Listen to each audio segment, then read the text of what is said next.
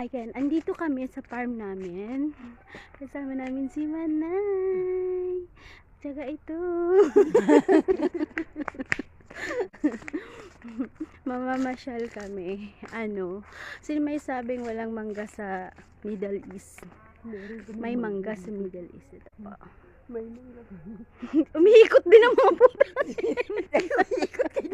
Umikot din pala hayop.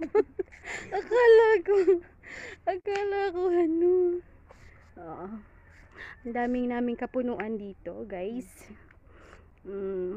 Dito po kami sa farm. Ito po ay pagmamay-ari ng isang kaharian at kami po ay naimbitahan dito. Ganda. Special person po kasi kami, kaya kami inimbitahan sa may-ari ng nito. So,